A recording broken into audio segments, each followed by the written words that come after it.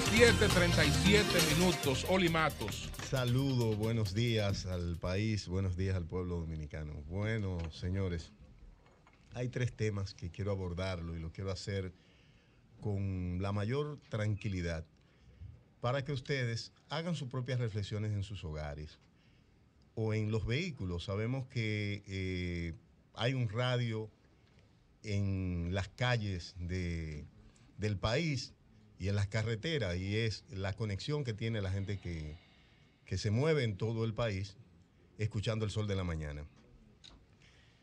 Hoy la Embajada de los Estados Unidos advierte a sus ciudadanos que eviten las proximidades del Palacio del Congreso de la República.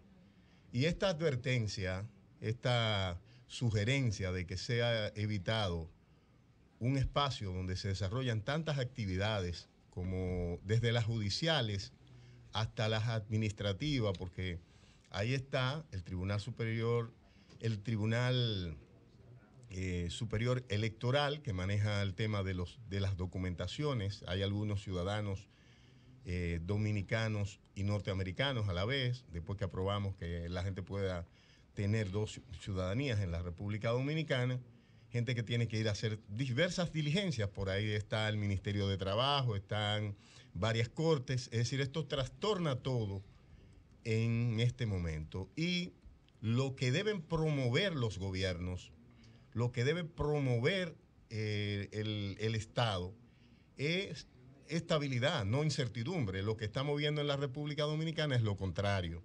Vemos un partido de gobierno enfrentado entre dos grupos por simplemente ambiciones de poder, no porque tengan objetivos de desarrollo y de inversión y de aplicación de políticas públicas que puedan ser efectivas para ayudar a los dominicanos a hacer más fácil su vida en este país, a solucionar los problemas que sí corresponden al Estado, que sí le pertenece al pueblo dominicano hacerle frente. Este anuncio viene como una fresita al helado a los demás eventos que se han producido, y nosotros ya hemos advertido que las próximas evaluaciones de los organismos que califican la deuda del país serán a peor. Tendremos que pagar mucho más intereses solo por ver dos grupos del PLD, uno que gobernó 12 años, aunque todos están en el gobierno, porque cuando usted lo busca, los seguidores de Fernández, una gran parte, forman parte es decir, lo estamos pagando los ciudadanos con el presupuesto, con los impuestos que estamos pagando y con la deuda, con los compromisos que está asumiendo el gobierno dominicano. Como hemos pagado todas las malas políticas que han aplicado estos gobiernos.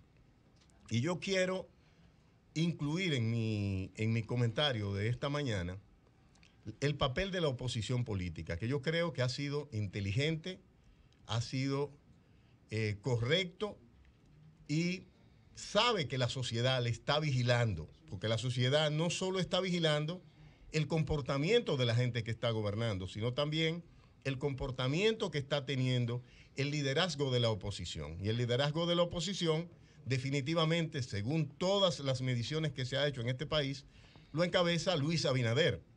Lo encabeza incluso por encima de la marca política, porque cuando usted mide las votaciones, y lo dice la encuesta Gallup y las demás que han salido, Luis Abinader aparece superando con mucho a las marcas partidarias, incluyendo al partido suyo, al Revolucionario Moderno, que es el principal partido opositor en la República Dominicana. En el caso del PLD, ambas facciones conservan una parte importante de apoyo político, independientemente de que la cúpula PLDista está más aferrada a quien controla el presupuesto. En cuanto a la base, cuando hay medición, parecen estar equilibradas ambas fuerzas políticas. ¿Cuál es la mayor preocupación en el escenario de hoy? La mayor preocupación viene porque las instituciones del país son involucradas en este conflicto. La estabilidad del país está puesta en juego en este conflicto, y esto genera definitivamente una serie de efectos que al final terminan afectando a todo el pueblo dominicano, a la generalidad de los ciudadanos, sin importar de partidos políticos y sin importar nada.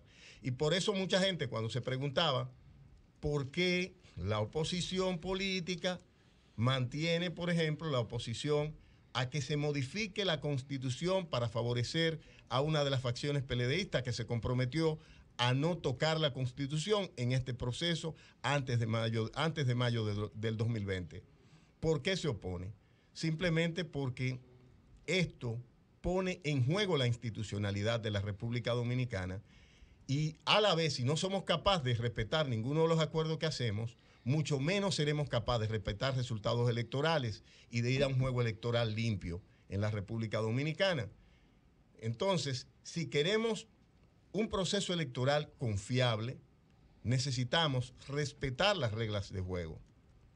¿Por qué vamos al vapor en una coyuntura en la que ya el órgano electoral se adelanta a organizar un proceso electoral, ya está dando los pasos necesarios para garantizar un proceso electoral en el año 2020? Vamos entonces a modificar las reglas de juego. Esa es una gran pregunta que tenemos y dejamos sobre la mesa. Creo que es evidente que más del 80% de los dominicanos, y así lo manifiestan todas las encuestas, están opuestos a esa intención de el círculo más cercano al presidente Danilo Medina, porque él no se ha referido al tema, de modificar la Constitución con el propósito de perpetuarse en el poder. Y esto está más que claro. Está más que claro. Pero como no solo quiero quedarme en el tema de esta semana, de la intentona de acomodar nuestra legislación a los intereses del grupo que gobierna, debo referirme a un tema que tiene que ver con la ciudadanía. Señores, nosotros en los últimos 6, 7 años hemos hecho una enorme inversión en la infraestructura hospitalaria, o un enorme gasto, no voy a decir inversión. Se ha gastado una cantidad de dinero enorme. Se presupuestaron para los hospitales públicos, para la remodelación de los hospitales, montos que luego astronómicamente fueron cambiados. Yo pienso que en el caso de Odebrecht es un niñito de teta, es decir, es un pelliquito de cojo, como dicen. El caso de los presupuestos que se establecieron en, por ejemplo, la carretera de Miche, que estaba en 200 millones de dólares y luego fue llevada a 300 y pico de millones de dólares. En el caso de los hospitales, hay hospitales que se planificó hacer una remodelación por costo de 300 millones y pasa de 1.000 millones de pesos. Y otros que se presupuestaron por 1.000 y pico y van por los 4.000 y por los 5.000 millones de pesos. En el manejo de los hospitales, la remodelación. El Cabral Ibáez, que es el hospital más importante de la región norte del país, ese hospital ha sido fue intervenido en el 2013, y aún están ese proceso de remodelación con un presupuesto interminable. Nadie sabe cuánto se ha gastado ahí. Pero cada vez que llueve, se mojan las partes que han sido remodeladas, y lo último que sucedió es que un techo de un área quirúrgica donde había médicos, personal de cirugía, se desplomó. En el caso del Hospital Pedro Musa de San Pedro de Macorís, es un tema que llama la atención porque también el hospital se invirtió una cantidad, se presupuestó primero de 300 millones, el hospital luego, el presupuesto concluyó en poco más de 1.000 millones de pesos. Sin embargo, ¿cuál es la realidad? Que ese hospital cuando llueve, moja adentro mientras campa afuera. Eso no se había visto nunca en este país. Y lo hemos visto en las diferentes remodelaciones. ¿Y dónde está la falta? La falta está en que muchos de estos proyectos fueron manejados por gente completamente incompetente. Es como si el dinero que tenemos que pagar los dominicanos por los préstamos que se toman en el exterior y como los impuestos que pagamos no le duele a nadie. Como si eso no le duele a nadie. Entonces, el tema de Loizón no es un tema simplemente de los casos que se dieron en la que no escuela. fue el área quirúrgica, que fue una oficina que tuvo la situación. En el Cabral Ibáez. Sí, bueno, el dato que tengo de médicos del hospital. Bueno, independientemente, esa área había sido remodelada. Eso sí. Esa área había sido remodelada. Y estoy hablando de remodelación. Son hospitales que fueron construidos en la era de Trujillo. Y esos hospitales llovía y no se mojaban, como el caso de los de aquí. Entonces vemos unas inversiones fatuosas, fantásticas, pero no con un criterio coherente de proporcionarle salud a la gente, sino de entregarle un gran negocio a una compañía de construcción. Y eso ha pasado con los diversos proyectos de remodelación de hospitales. Es decir, no se está pensando en el ciudadano, que es el dueño de los recursos que se están invirtiendo, que se están poniendo al servicio de la remodelación del hospital. Y vemos como si tuviéramos un gobierno que anda a tientas,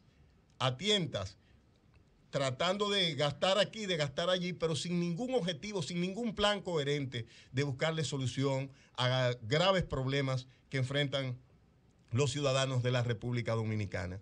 Hoy aumentó el cerco policial en el Congreso, hay incluso militares alrededor del Congreso de la República.